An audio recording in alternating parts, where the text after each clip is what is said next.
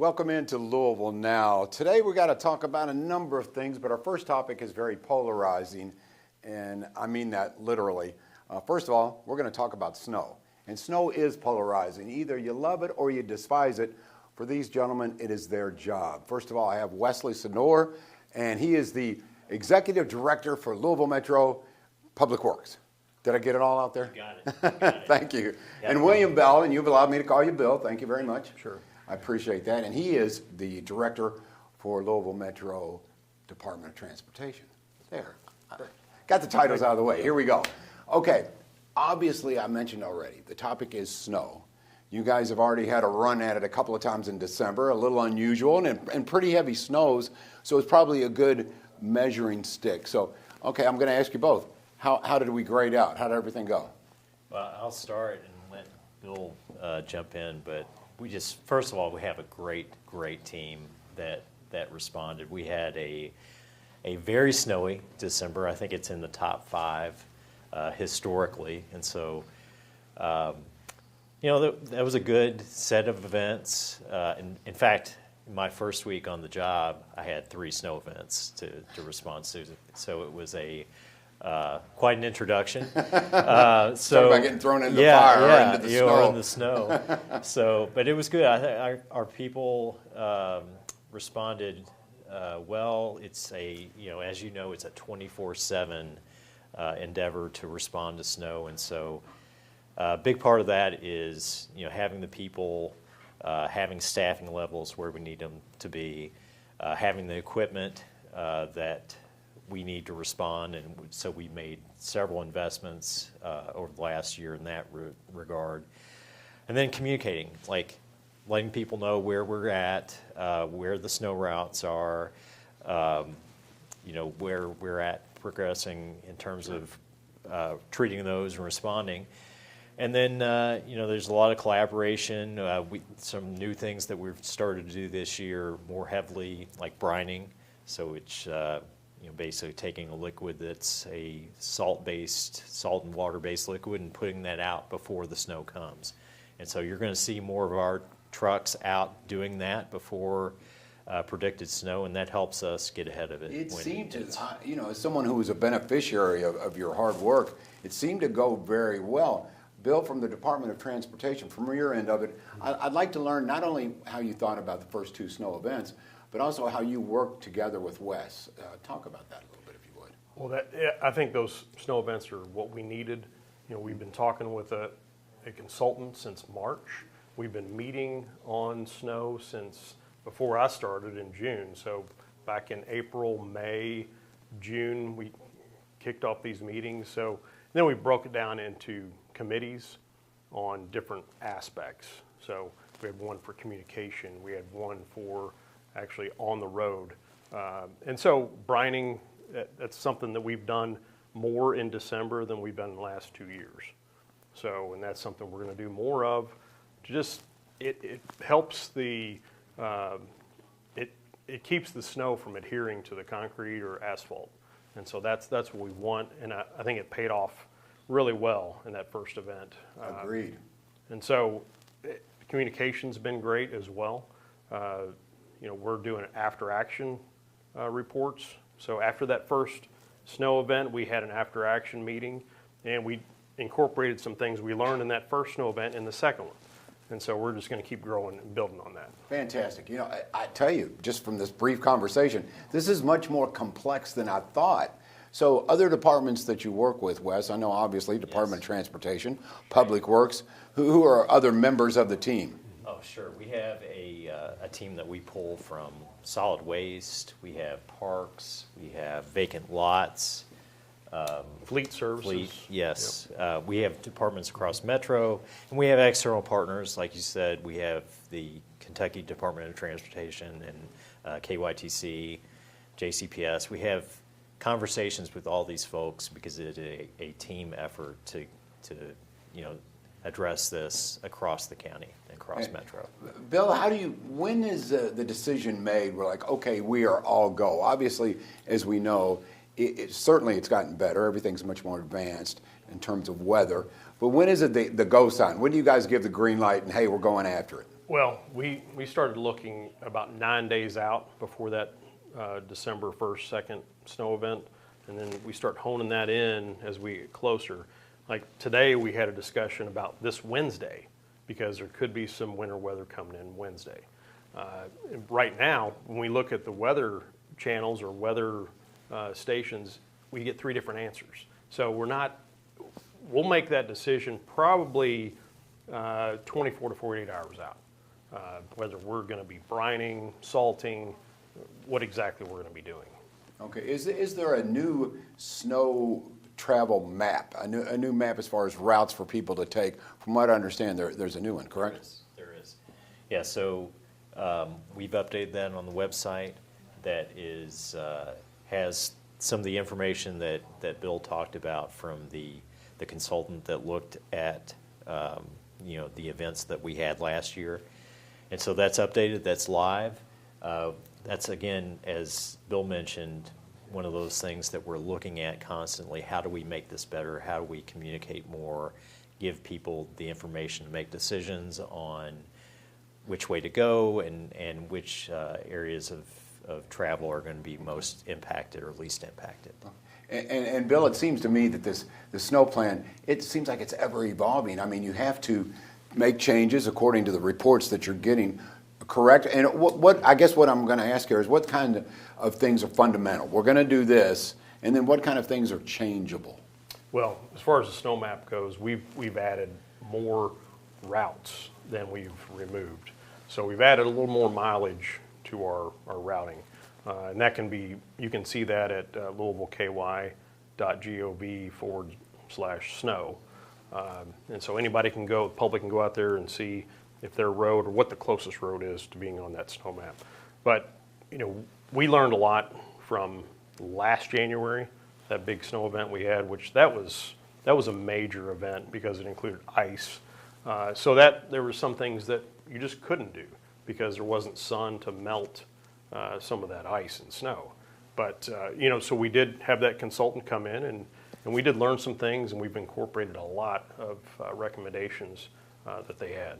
So we're going to keep building on that. Yeah, it's something I'd love to hear from you guys because working with meteorologists in my television past, they get an adrenaline rush. They get all excited when bad weather is on the way. And I can understand that because lives are on the line, and you guys, it's the same with what you do. There are literally lives on the line, schedules on the line, work that must be done. Okay, all of this goes into one. Don't get me wrong, I'm not saying it's an enjoyable thing, but it's something when it's like, okay, game on, we've got to have this team ready. I would imagine you guys are probably, both being directors, are like the coach. It's like, let's go, guys, let's stay focused. Tell me about that feeling. It is. It's, like I said, I had 3 in the first week, and it is, for me, it's kind of a rush. To see all the pieces moving. There's a lot of, like a coach, there's a lot of communication on, sure. Okay, this is going well. We have a game plan. We have a good plan. But that doesn't mean that you don't have to make adjustments depending on, you might have a piece of equipment that goes out or, staffing that you need to adjust. And so there's a constant communication that goes on during these events through all hours of day and night to make sure that we are being responsive and addressing the needs. How about you, Bill?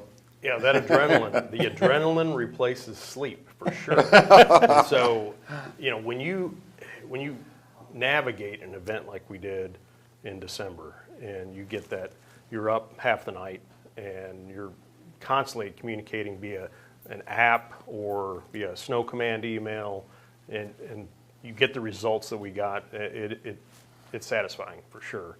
I think we had more compliments than complaints in that first event. I am among those. I am complimenting you. It went very, very smoothly. I was surprised because, as everyone does, I take a look out at my yard and I go, oh my goodness. Got out on the roads.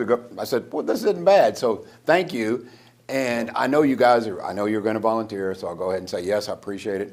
Bring that snowplow out to my house the next time snow comes. Thank you so much for offering that. I really thank you. That was a hearty laugh there. Yeah. Okay, that's not going to happen. Okay, once again, now you get the inside scoop. That's what Louisville Now is all about. So we got it from the Department of Transportation, from Public Works, and we thank you for watching. Now remember, share this with your friends. We're on Roku, we're on Apple TV. Share this with your friends. Coming up next here, can't wait. If you love a good cookie, we're going to talk to the Girl Scouts next on Louisville Now.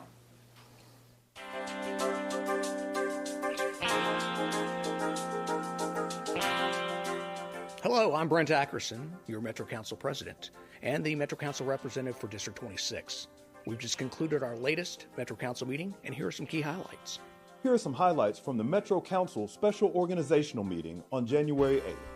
The Council elected District 26 Councilman Brent Ackerson as the 2026 Metro Council President, and re-elected Sonia Harwood as Metro Council Clerk.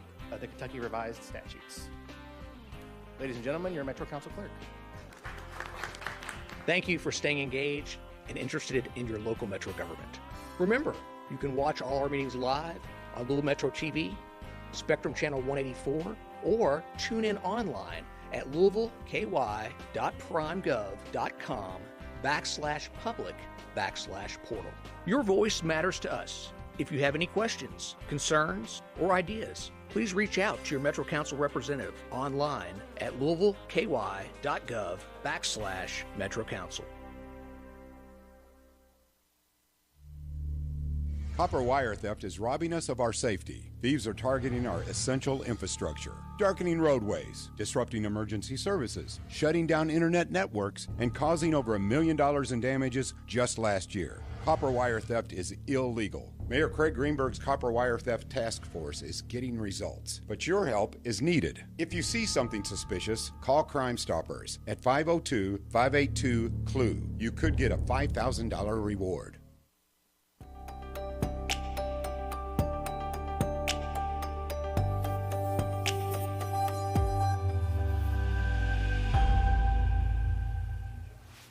Welcome back to Louisville Now. We talked about snow season. Well, guess what? I've got good news for you. It's also Girl Scout cookie season. Cannot wait. We're going to talk about some flavors. We're going to talk about who it benefits, how it benefits the community, and we're going to talk to Raven Owsley, who is a junior Girl Scout. Is that right, Raven? Yes. And we're also talking to Maggie Elder, who is the CEO of Girl Scouts of Kentuckiana. Yeah, so welcome in, Maggie. Thanks for having us. All right, Raven. This is going to be good stuff here. First of all, okay, let's say that I'm walking by your cookie stand, and I'm just walking by, and let me hear your pitch. How do you sell me a cookie? Would you like to try? Would you like to try the new cookie? Well, I would like to try the new cookie. Tell me about it. Like the cookie, it's supposed to be Rocky Road inspired. Ooh. And like chocolatey. So if you like chocolate, it's like it will probably be like a good cookie for you. So, Maggie, you have to admit, that's a good pitch, because who doesn't like chocolate, Oh, right? for sure. Absolutely. And we were talking before the segment that, it's called the Explorer More. So you also have to kind of learn how to say the name, Explorer More. But it's a fun way to illustrate what Girl Scouts is, which is all about exploration, and it's about a cookie. So yeah, she did a great job. Yep. She's just kind of dusting off these skills. She's sold lots of Girl Scout cookies, but today is the first day of the program, and so she's got to remember how to make those asks. How could you say no to Raven? I mean, smart, beautiful. You've got every ingredient, and you know the product. Good stuff. That's good stuff. Okay, Maggie Elder, I think we should talk a little bit about who benefits from Girl Scout cookies. Obviously, we benefit. Taste buds benefit. Mm-hmm. But really, what is the mission here? Yeah, so Girl Scouts is all about building girls of courage, confidence, and character who make the world a better place. And the Girl Scout Cookie Program is kind of foundational to helping girls learn about how to be strong and to ask and learn. Girl Scout Cookie Program teaches about business skills. Girls set goals. Raven and I were just talking about what her troop is going to do with their cookie proceeds, and they are going on a trip to Indianapolis. So their goal is to go to Indianapolis, see the Children's Museum, and the cookie program will help them do that. Oh, I love this. So it doesn't just help the national Girl Scouts. It helps locally and, in Raven's case, individual projects or individual trips, whatever that may be. Yeah, absolutely. Right? So all the Girl Scout cookie programs actually stay local, and that's particularly unique to our council because we have the bakery here here in Louisville as well. So that is a super special thing. So the bakery is here in Louisville. The cookie proceeds help benefit the council, which helps pay for the organization to function. The big part of that is we have these amazing camp properties, and it helps us take care for the camp properties and to support the troops like Raven's troop. And then each troop earns proceeds, and they're able to use that money to do things like go to Indianapolis. All right. Well, congratulations on that trip to Indianapolis coming up here, Raven. Tell me about some of the other, what have you found to be people's favorite Girl Scout cookies? It's always Thin Mints. Oh, really? The Thin Mints? Yes. What about yours? What's your favorite? My favorite is the Adventurefuls right now. Okay, so this new flavor, you love it? Yes. Oh, interesting. This sounds really, really good. How do you guys come up? I know this is probably a silly question, Maggie, but how do you come up with these new flavors? And you have so many favorites. Why? Is it just to get excitement? Yeah. So, well, every year. Not every year, but Girl Scouts looks at bringing out a new flavor every few years because that does build excitement in the program. And we work with our national bakery partners, and there's a lot of testing and what do people like right now. We look at flavor profiles. I mean, this is an important business. We want to make the girls to have a product people want to buy. And so we also look at making sure this is a cookie that is going to sell in the marketplace. So it's basically just like product development from other companies, except for this is a Girl Scout cookie product development. So they do taste testing across the country and that sort of thing. There are so many positives about the Girl Scouts. So I'm just curious, off the top of your head, you talked about developing business skills. And in this case, everything is a sales job, right? I mean, you're selling something, whether it be yourself, what other company you work for. So talk about maybe some of the famous people who were once Girl Scouts. Well, the famous one people like to talk about the most right now is Taylor Swift. She apparently was a Girl Scout. That's the Swifties awesome. Are coming. Here we go. Yeah. So she's given us a shout out sometimes in the past. So that's probably the most famous. But there's, a lot of our government officials that are women have all been Girl Scouts. There's really amazing stats about the number of women that were Girl Scouts that grew up. So, Girl Scouting is a foundational leadership experience. And so for many of our leaders, they grew up in that Girl Scout experience. And so, but the Swifties are the ones that most people want to talk about right now. They get pretty excited about that story. Well, that works me into my question for Raven. So, Raven, what do you aspire to be? What do you want to do when you get older? Have you decided yet what you really, really are thinking about doing for the rest of your life? When I grow up, I think I want to be like some type of like surgeon or doctor. I think you would be very good at that. Okay. That's interesting. That that is truly, I mean, that's setting the bar high. But that's part of what the Girl Scouts do, right, Maggie? Yeah. Is set the bar high. You can do anything you wish to do. And I'm sure one day I'm going to come into an emergency room. I'm going to have a problem. I'm going to probably see Raven, right? Absolutely. And we need more women as surgeons, and we need more black women as surgeons. So that is an amazing piece of news to me that you want to be a surgeon. You know what? The opportunity for more women in healthcare is a huge thing. So that's super exciting. The Girl Scout cookies right now are teaching you about goal setting and how you can aspire to that and what do you need to do to get to that. And then that's going to help you learn by the time you get to being a surgeon, what are the goals you have to set to be a surgeon. That's a big deal, but we know you can do it. Raven, you can do it. Thank you. I know you can.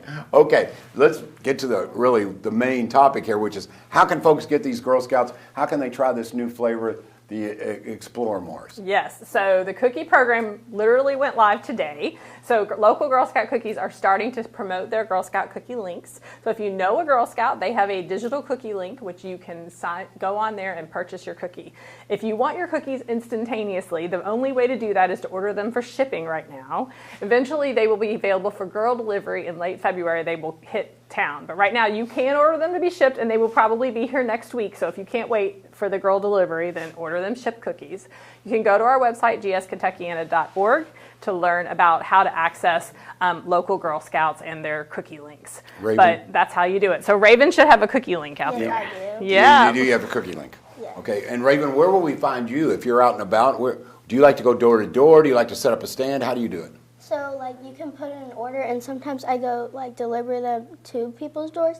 And then also Girl Scouts, we go to Kroger's and we sell our cookies. Well, Yeah, so the Kroger program, the booth program will start in late February. So you'll start to see Girl Scouts all over the city at Kroger's and Walmart's and all sorts of other locations where they partner with us to help our Girl Scouts find customers who want cookies. well, Raven, thank you for bringing cookies into my life. I really appreciate that. Good luck with your pursuit of being a surgeon. I'm sure you will succeed. And Maggie, thank you for what you do, inspiring young people to really live the life they want to live and be the best they can be. And it starts with a cookie, right? Absolutely. Thank you for having us. Thank you so much for coming in.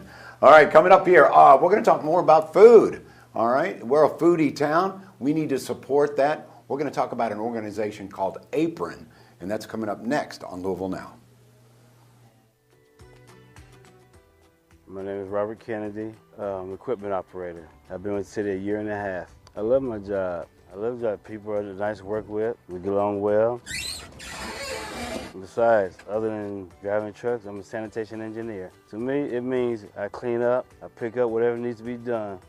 We do it. We take care of it. People here are easy to work with. They don't mind teaching you, and you learn by the employees and by your superiors. Today we're doing complaints. They give us these forms. We go pick up and clean up alleys or clean up front of the yard, whatever the address is on the complaint.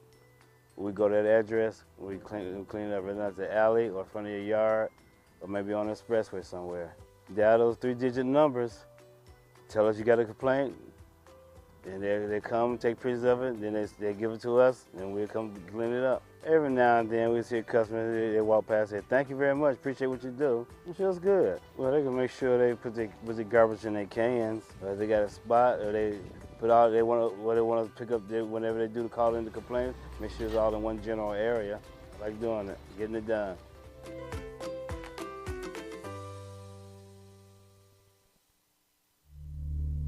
Copper wire theft is robbing us of our safety. Thieves are targeting our essential infrastructure, darkening roadways, disrupting emergency services, shutting down internet networks, and causing over $1 million in damages just last year. Copper wire theft is illegal. Mayor Craig Greenberg's Copper Wire Theft Task Force is getting results, but your help is needed. If you see something suspicious, call Crime Stoppers at 502-582-CLUE. You could get a $5,000 reward. Welcome back to Louisville Now. There are many reasons to be a proud Louisvillian. We talk about those a lot here on Louisville Now. Here's a really good reason, because we have so many delicious, diverse restaurants. Anything that you feel like, you can go get it. With me now is Mary Richards Person. Is that right? Melissa, I'm sorry, I want to get that right there. I apologize. Melissa Richards Person. Welcome in. I appreciate you. Thank you. And also, now we've talked before. Yeah. Yes, this is Robin Miller, and Robin Miller is the executive director of an organization called APRON.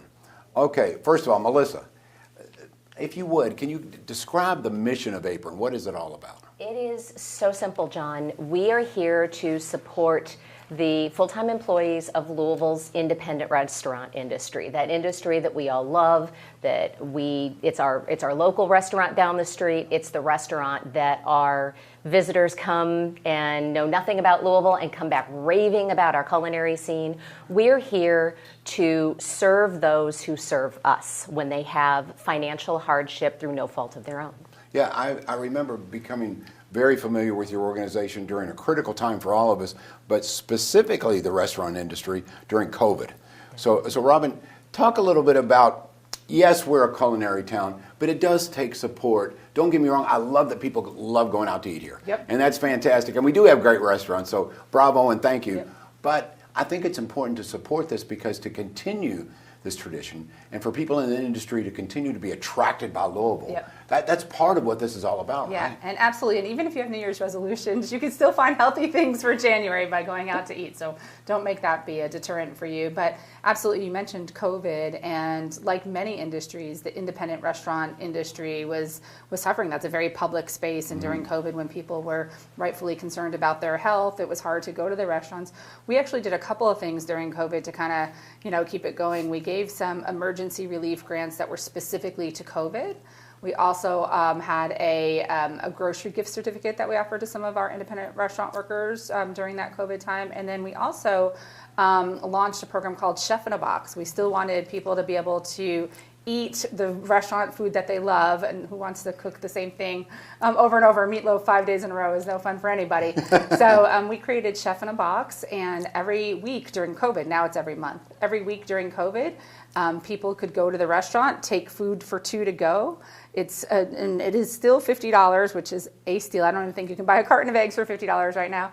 It's $50 for a meal for two people, and it often includes a gift card to come back, as well as all this amazing food. And it's a great way to try all the restaurants that you've never been to before, and not to have to cook or really even clean. It's all disposables. Yeah, and speaking of, I think the Bristol's going to get involved now. That you talk about a legendary, yes. restaurant. And they're more than just their wontons. Although, thank you, TJ. Those artichoke fritters hard to beat too. I believe the dessert this time is something like a chocolate donut bread pudding. Oh, now we're talking. If that doesn't get you going, I don't know what will. It is my birthday month, so maybe I'll do that. There we go, Chef in a Box. So I want to remind people of that. And wait a minute now. In fact, I ask my friends about this all the time. Apparently, you guys are taking action. Happy Hour's coming back? Yes. Oh, and it never went away. We just stopped at the holidays, for like 1 month. And actually, we threw in an extra little last call event this past December. But our happy hours are the last Wednesday of the month. And we started those, I think we're almost in year 3, hard to believe. We started those so that we could raise more awareness about what APRON was and is. We knew that we were kind of the best kept secret in town, if you will. And so we also knew we wanted to attract some different people than your typical restaurant or happy hour goers. And so we rotate that around to all sorts of different bars and restaurants. And now we also have a Bluegrass Bartenders Fund that we're doing as a partnership with the Lee Initiative. So it's kind of nice that we're in the bars for our happy hour events. We often have free tastings there, food and cocktail tastings. We also have our prize wheel, which of course people love their swag on the prize wheel. But really, we like being there so that we can tell people about APRON. We'd love to have more people attend those, and we'd love to have people volunteer with us for those to help us talk to the people in the audience so that they know what APRON is. And you touched upon this, Melissa, but if you would detail this, for folks who need the help of APRON, maybe whether it be bartenders, wait staff, even managers, how do they qualify? Well, how does that happen? So you have to be full-time employed for an independent restaurant, or now with the Bluegrass Bartenders Fund, an independently owned bar or tasting room or something like that for a minimum of 6 months. The best way to start and to learn everything is to go to our website at aproninc.org. There is a really easy button you click for the grant application process. It'll help you find out if you're eligible, but it really is anything that affects your ability to work through no fault of your own. And as you know, we just never know when something's going to happen. We started off 2025 with 2 flood events. And that was a massive event for APRON because so many restaurants were closed, intended to reopen, but were closed for a while. Then we ended the year with the tragedy at the airport, which affected another set of locally owned businesses. So it's a great way to start. And we opened this year already. We're January 12th today. We opened this year already with a fire that completely leveled a restaurant in Jeffersonville.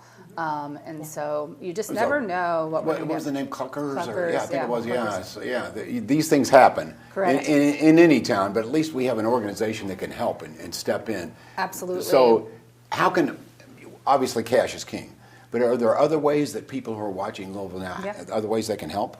Yeah, absolutely. To go again to our website at aproninc.org and sign up to be a monthly recurring donor. It's easy to do by credit card, $10 a month, $20 a month, $25 a month, probably less than you'll pay if you go out to eat. But think about giving a dinner a month to APRON as a monthly recurring donor, because that helps us ensure that we have consistent funds coming in when these emergencies pop up. We just don't know as an organization when something is going to happen. It's a lot tougher to plan for. So having monthly recurring revenue that we can count on from generous donors really makes a difference. And not to be repetitive, but $50 for dinner for 2 is a great deal. Yeah. So before I let you all go, remind folks how can they get involved with Chef in a Oh, Box? yeah. How can they get? Yeah, Chef in a Box we Yeah. announce monthly, and people have to call usually to make the order, and they're limited numbers. Usually it's only about 50 boxes that are available, so people should call immediately when they see that number and see our announcement. We're on media and social media. We send out emails about that, and we kind of keep it at the moment a surprise. You don't know which month is going to be what, so that people have something to really look forward to. And 50% of that money comes to APRON, and 50% goes to the restaurant. So $25 each. It's a really, really good deal, and it would fill your table. All the food. I don't know if you can see that in TV land. His coffee table here, but it's big, and the amounts are big that you get for Well, that. thank you both for Oh what my you gosh, do. I thank really you. appreciate Absolutely. APRON. Thanks for the I opportunity. appreciate that. Yeah, we are known as a foodie town, and this organization helps support that. I know you as well. Please go to their website. Once again, thank you for watching us on Louisville Now. You can share this with your friends. We got Apple TV, Roku. You can find us just about on any platform. But to keep your fingers on the pulse of what's happening, not only in Louisville Metro government, but with great organizations like APRON. Again, thanks for watching, and we'll see you next time.